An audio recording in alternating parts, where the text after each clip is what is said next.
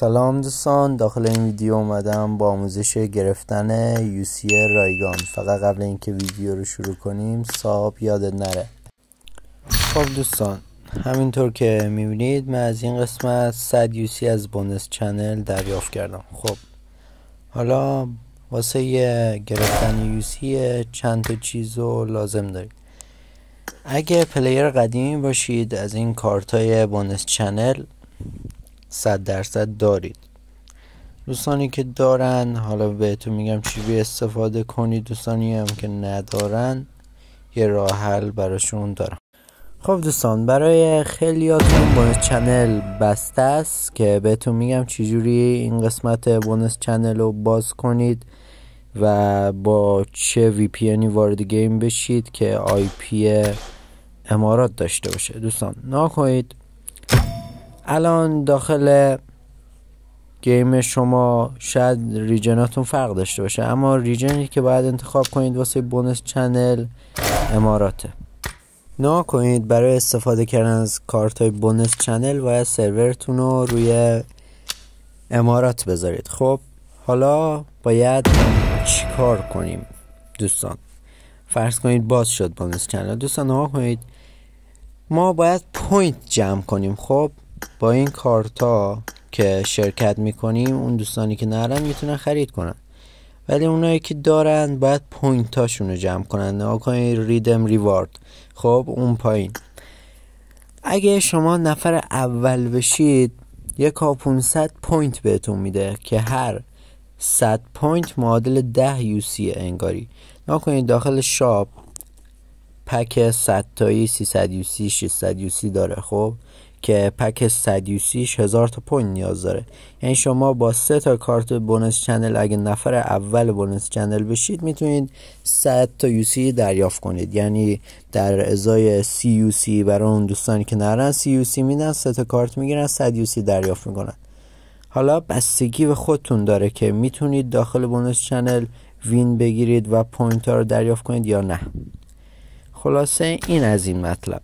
نگاه کنید دوستان، حالا بعد بونس چنل رو باز کنیم و کشورمون رو ریجن رو روی امارات بذاریم. خب چون امارات از یه لحاظ هم ریجنش خوبه، شانس اکانت رو بالا میبره و بونس چنلش بازه. یعنی میتونم بگم که یکی از بهترین ریجن های در حال حاضر همین اماراته که باید با یه VPN IP خودمون رو تغییر بدیم. حالا بریم سراغ بخش آموزشی.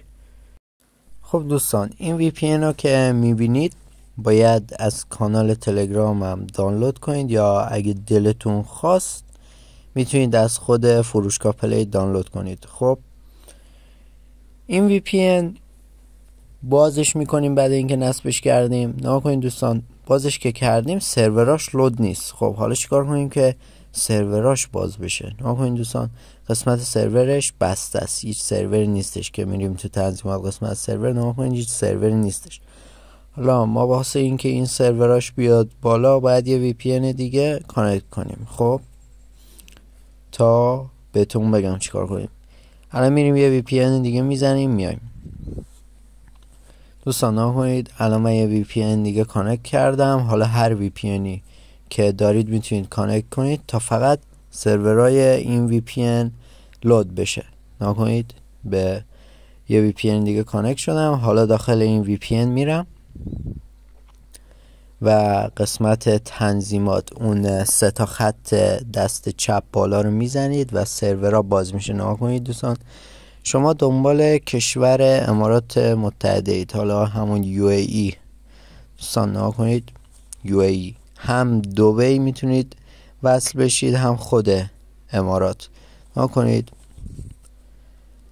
سر میکنیم کانکت بشه. دوستان اگه کانکت نشد رو سرور دبی بزنید. من الان که دارم کانکت میشم با اینترنت مخابرات هم، حالا شما میتونید ایرانسل هم رو اول تست کنید، ولی خب من با اینترنت مخابرات به این VPN وصل شدم.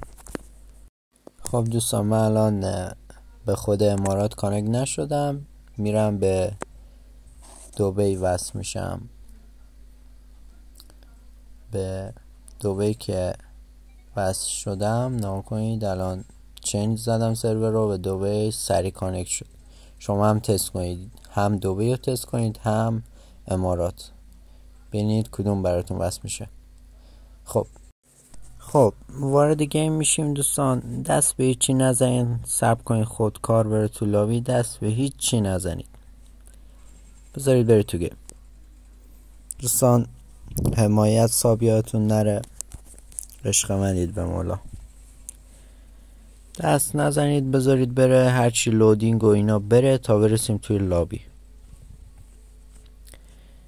و دوستان نها کنید، از اونجایی که من قبلا سرور رو عوض کردم دیگه نیاز نیست این کار بکنم. شما خودتون وقتی که وارد گیم شدید دیگه، چون آی پی امارات هستید، قسمت ریجن رو که میخواین عوض کنید میزنه UAE، یعنی دیگه سلکت شده و میتونید سرورتون رو انتخاب کنید.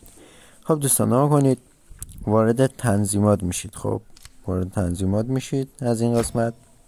ببینید الان واسه من UAE یا همون اماراته، برای شما نمیدونم. اگه UAE بود که چه بهتر، اگه نبود میاین چنج رو میزنید. خب چنج رو میزنید، بعدش اوکی میکنید، کانکت میشه. فقط قبل این که شما سرورتون رو یا همون ریجنتون رو بذارید روی امارات دوستان، قبل این که ریجن رو بذارید روی امارات باید یه کاری رو انجام بدید. دوستان اگه دقت کرده باشید یه الماسایی دارید شما، خب که اگه ریجنتون رو عوض کنید رنگ اون الماسا عوض میشه. خب شما قبل این که ریجنتون رو عوض کنید این الماساتون رو خرج کنید. نه کنید این الماسا، هر ریجن الماساش فرق میکنه. حالا شما بستگی به اون الماسایی که دارید خرجش کنید، که چون ریجن رو عوض کنید رنگ الماسا چنج میشه دیگه. همین دوستان عزیز، صفا باشه. فعلا تا ویدیوی بعدی، بدرود، عشق منید، ساب یادتون نره. فعلا.